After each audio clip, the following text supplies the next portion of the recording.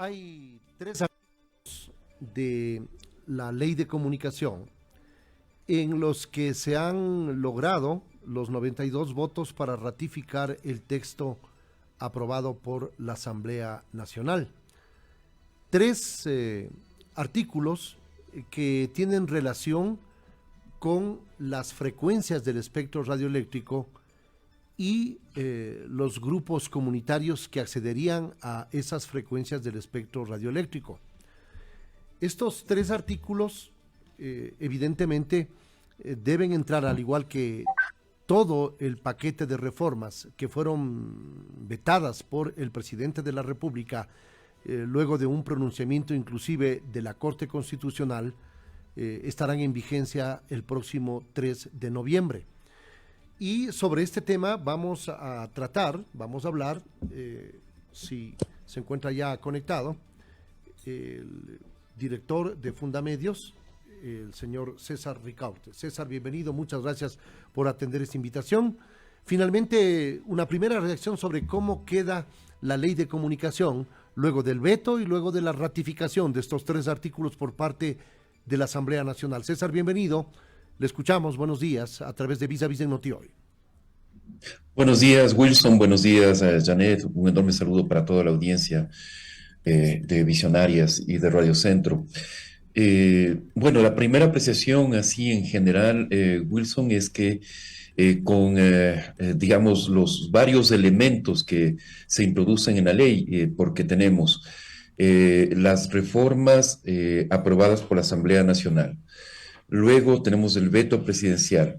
El veto presidencial dividido en dos, el veto por inconstitucionalidad resuelto por la Corte Constitucional del Ecuador, luego el veto por inconveniencia que se allana en su mayor parte la Asamblea Nacional.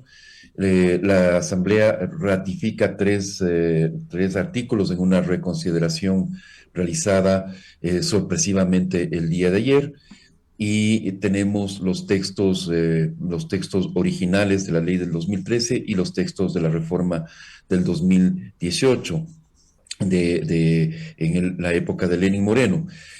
Con todos esos elementos, un poco toca armar el rompecabezas para ver qué ley nos queda, ¿no es cierto? Pero en un primer momento, la primera apreciación, viendo las reformas, ¿no es cierto? Podríamos decir que tenemos una mejor ley de comunicación de la que teníamos hasta hace unos meses, de que la ley que va a entrar en vigencia el 2013, las reformas, especialmente las producidas por el veto presidencial y por los pronunciamientos de la Corte Constitucional, son reformas que van en una línea de proteger, garantizar, promover la libertad de expresión en primer lugar, y en segundo lugar, garantizar también el trabajo periodístico. Los artículos 1, 24 y 44 de la normativa que han sido ratificados por la Asamblea Nacional, por ejemplo, el artículo 1 agrega al objeto de la ley de la desconcentración de las frecuencias. Esto de la desconcentración de frecuencias sería una decisión de las autoridades de control en base a el informe de Contraloría General del Estado que establece concentración en determinados grupos. No sé cómo se debe concebir este acápite específico del artículo 1 que acaba de ser ratificado por la Asamblea Nacional el día de ayer. Sí, bueno, el artículo 1 básicamente es un artículo declarativo, ¿no? Y como bien señala Wilson, aquí se ha tenido algunos elementos, algunas investigaciones. Fundamedios ha sido, digamos, muy activo en justamente denunciar estos grupos monopólicos que se podrían haber constituido en el uso de frecuencias.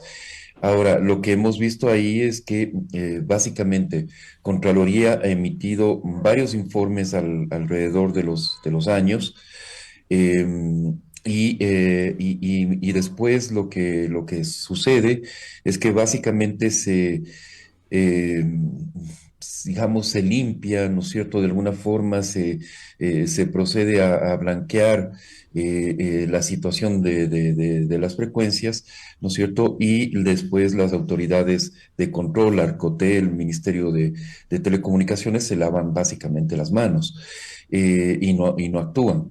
¿Eso va a cambiar con el artículo 1 de la nueva ley de comunicación? Absolutamente nada.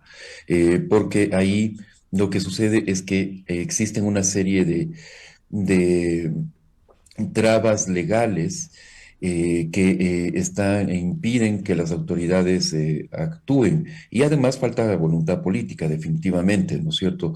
Falta generalmente lo que hemos visto, y lo vimos claramente en la situación de frecuencias durante el gobierno de Rafael Correa y luego durante el gobierno de Lenín Moreno, ¿no es cierto? Nuestra última investigación, por ejemplo, revela cómo se negoció el diario El Comercio.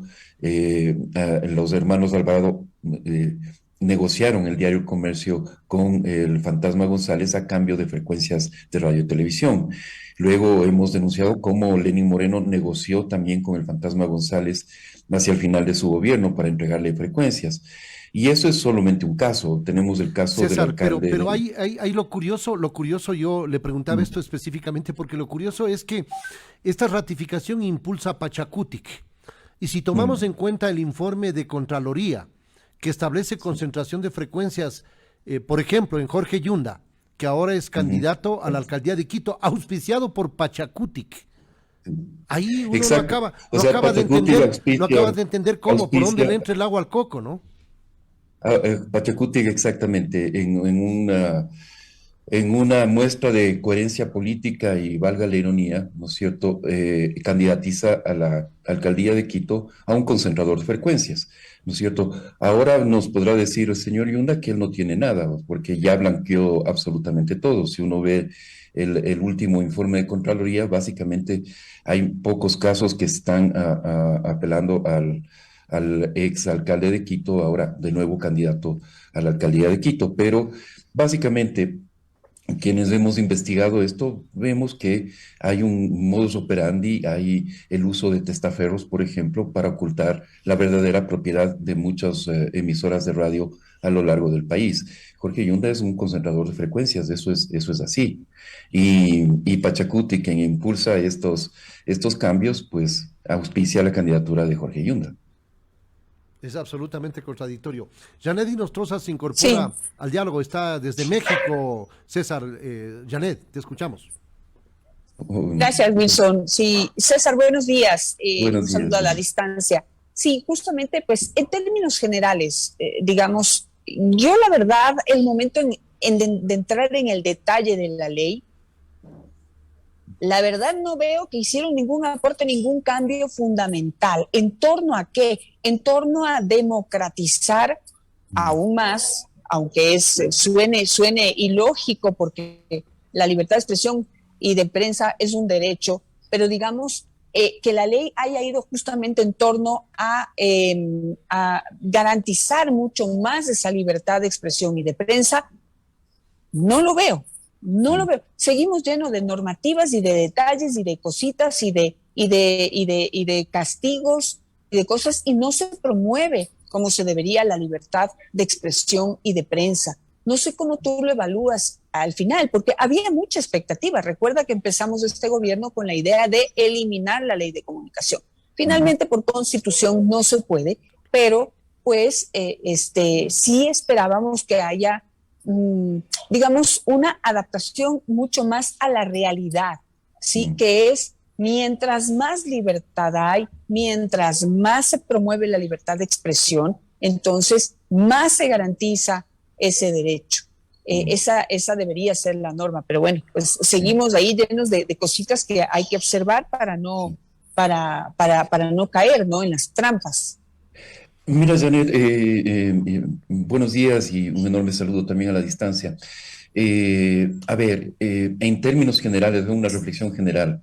El Ecuador es un país que está lleno de normas, lleno de leyes, ¿no es cierto?, estupendas en el papel, aparentemente que garantizan derechos, que promueven avances. ¿no es cierto? Pero a la final del día el problema está en la implementación. Y te lo digo porque hemos realizado con una serie de organizaciones durante este año diversos informes sobre la situación de varios derechos humanos en el país. Y lo que vemos es ese patrón, por ejemplo, en la violencia contra la mujer. Existe una ley contra la violencia, contra la mujer, ¿no es cierto? Existe una ley de personas desaparecidas, por ejemplo, y esas leyes a la final del día nunca se cumplen, nunca llegan a ser implementadas, nunca llegan a ser respetadas, nunca se asigna ni los recursos ni las capacidades técnicas para que esas leyes puedan ser realmente una realidad, que realmente modifiquen la realidad como debería ser la intención de una legislación. ¿No es cierto? Al final, yo comparto 100% lo que acaba de decir. El Ecuador es un país que se llena de leyes, ¿no es cierto? Pero al final del día, con una firme intencionalidad de esos actores políticos que aprueban las leyes, de no cumplirlas, de simplemente llenar el requisito de decir, perfecto, ya tenemos una ley extraordinaria de violencia contra la mujer, pero nunca la vamos a cumplir. Y eso es un drama. Eso es realmente uno de los aspectos que más nos llama la atención. Y en este tema de la ley de comunicación, evidentemente, lo que ha sucedido, Janet y amigos, es que ha sido un campo de batalla extraordinariamente duro, difícil, en el cual sí, unos sectores tienen ese discurso del antimonopolio, la democratización, y lo único que quieren hacer es promover políticas de control estatal sobre los medios de comunicación, de que el Estado imponga sanciones, de que se castiga a los medios, específicamente a los medios privados, ¿no es cierto? Que el Estado tome el control del relato, de la expresión, del pensamiento, ¿no es cierto? Todo marcado por ese discurso de la democratización y de la lucha contra la concentración. Porque en la vida real, el momento en que tú dices, a ver, pero ¿qué han hecho para luchar contra el monopolio y la desconcentración y la democracia? Pues no han hecho absolutamente nada. Un gran avance, eso sí, Janet, en el papel, vamos a ver qué sucede en la vida real, ¿no es cierto? Es el mecanismo de protección a periodistas. Eso yo creo que es urgente. En estas reformas se introduce ese mecanismo de protección. Eh, Toca, obviamente, como digo, la implementación de ese mecanismo, que no sea papel mojado, ¿no es cierto?, sino que sea realmente una realidad frente a una situación que es dramática, o sea, una situación gravísima de inseguridad que viven los periodistas ecuatorianos en este momento, producto de las acciones del crimen organizado, producto de la delincuencia común incluso, ¿no es cierto? Pero también de los ataques sistemáticos del poder político. O sea, probablemente tenemos que reconocer que el actual gobierno probablemente no es un depredador de la libertad de expresión, eso es así, ¿no es cierto? Pese a que ha habido algunos problemas, pero tenemos sectores políticos, y lo hemos visto durante la discusión de esta ley de comunicación, que tienen a la prensa como un enemigo, que no van a cesar sus intentos para controlar, para minar, ¿no es cierto?, de cualquier forma el trabajo de la prensa independiente y libre del país. El artículo Sí, 44 que... justamente, sí, perdón, Wilson, justamente César, y en torno a eso iba mi siguiente inquietud, porque creo que hay que entenderlo bien. Yo creo que proteger a los periodistas debe ser explicado en detalle cuáles son esos alcances, César, para no generar las expectativas que la ley no va a alcanzar, no va a tener. Es decir, por ejemplo, evitar que casos como el sucedido con nuestros tres queridos colegas de Diario El Comercio sucedió al haber hecho una cobertura periodística. Sí, eso la verdad, yo creo que no sé hasta qué punto se pueda evitar que haya estos ataques o estas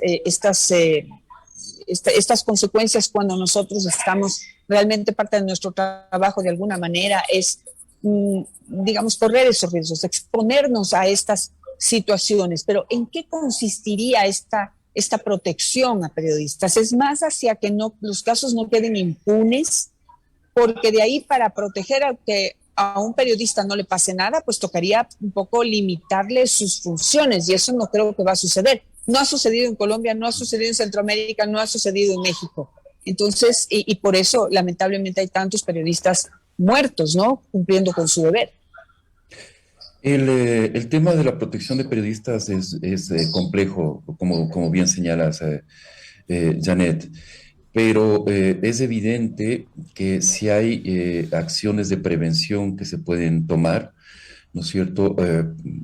Que pueden ir, y acciones de prevención que tienen que ir desde las acciones que realizan los actores estatales, luego los mismos medios de comunicación y luego los propios periodistas, ¿no es cierto? Medidas de autoprotección.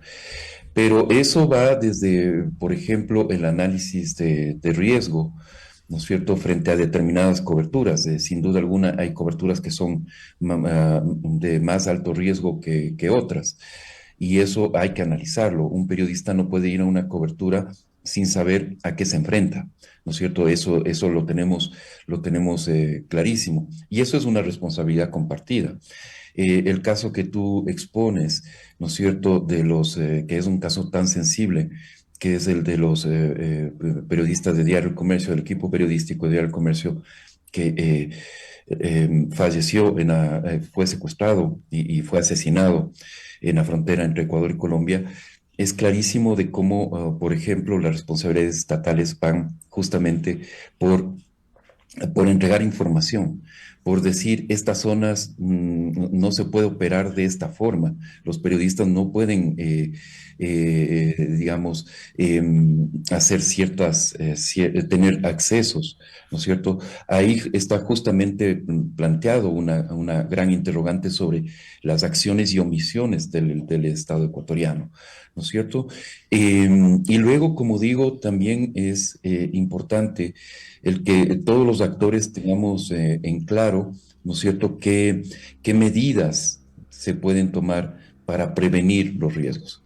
Pero una vez, como tú señalas, el periodismo es un oficio de alto riesgo, obviamente. Una vez que suceden, que aparecen esos riesgos, que aparecen, por ejemplo, amenazas, atentados, como los que hemos tenido en las últimas semanas en el país, ahí tiene que haber una acción efectiva de las fuerzas de seguridad del Estado, ¿no es cierto? O sea, frente a las amenazas del crimen organizado, atentando contra la sede de un medio de comunicación, ese medio de comunicación tiene que ser protegido. Si es que ese mismo grupo delincuencial dice que va a dar cacería al director de ese medio de comunicación, hay que proteger a ese director de ese medio de comunicación, ¿no es cierto? Es decir, hay medidas de prevención, hay medidas de reacción, ¿no es cierto? Y como tú dices, hay medidas de lucha contra la impunidad también. Y es por eso que pensamos que la Fiscalía tiene un papel clave que cumplir en todos estos, en la construcción misma del mecanismo de protección a periodistas. Eso en el papel, Janet, tal como está en la reforma de la actual ley de comunicación, o de la que va a entrar en vigencia el 3 de noviembre, se lo define en líneas muy generales. Y por eso digo que va a tocar trabajar muchísimo para diseñar y poner en funcionamiento un mecanismo efectivo de protección a periodistas, a los y las periodistas, porque los riesgos contra las mujeres periodistas es de otro tipo, y hay unos riesgos específicos que también hay que analizarlos. Yo le quería consultar sobre el artículo 44 que ha sido ratificado, que Ujú. en el ámbito de los derechos de los sectores organizados, le daría, en el marco de un concurso de frecuencias del espectro radioeléctrico, 30 puntos de arranque por sobre los demás concursantes, digámoslo así. Hablamos de públicos y privados. Esto, de cierta manera, podrá cumplirse, le pregunto, porque con la vigencia de la ley de comunicación aprobada durante la administración de Rafael Correa, estaba delimitado 33, 33, 34, pero jamás se pudo llegar a esa división como si se tratara de una torta o un pastel. no se logró porque las realidades son diferentes y porque los procesos de concesión han tenido que seguir el trámite de acuerdo a los procesos legales, César. Sí, sí, Wilson, esta situación de los 30 puntos adicionales, además había sido observado en los informes de Contraloría justamente como una de las acciones, ¿no es cierto?, que justamente viciaban los concursos de radio y televisión que habían sido observados por Contraloría. Y de alguna forma también atentan contra el espíritu de las observaciones que había hecho, del dictamen que había hecho la Corte Constitucional, de básicamente equilibrar la cancha para todos los actores. Vamos a ver cuál es el pronunciamiento de Arcotel al respecto, porque finalmente Arcotel es el que tiene que convocar a los futuros concursos de radio y televisión. Tenía que haberlos hecho ya en realidad hace algún tiempo, ¿no es cierto? No tenemos noticias de que se vaya a convocar o que cómo estén más bien las convocatorias para los nuevos concursos de radio y televisión, ¿no es cierto? Pero Arcotel le tocará tomar en cuenta estas disposiciones y, como digo, acoplarlas con las observaciones que ha recibido de Contraloría y que ha establecido incluso la misma Corte Constitucional. Al final del día, porque, por ejemplo, lo que se ha señalado claramente es que esos puntos adicionales no pueden ir en detrimento de los concesionarios actuales, ¿no es cierto?, que tienen algún tipo también de beneficio y de puntaje adicional. Eso en el caso, obviamente, de que esos concesionarios actuales hayan cumplido exactamente o estrictamente con la ley, ¿no es cierto? Y que no estén en los causales de, por ejemplo, el tema de concentración de frecuencias. Regresamos de nuevo a eso. Ese listado enorme de medidas de afirmación que están en el artículo 44, ¿no es cierto? Toca analizarlas con lupa, ¿no es cierto? Es un listado enorme realmente. Estaba revisando ese artículo y son por lo menos unas 12 medidas de acción afirmativa que se establecen ahí, y entre esas el tema de frecuencias. Y toca analizar cuáles las implicaciones reales de ese tipo de medidas de acción afirmativa. César, muchas gracias por atender esta invitación, muy amable. César Ricaurte, Gracias, director Luis. de Fundamedios, en diálogo con Vis a Vis en Noti Hoy. Vamos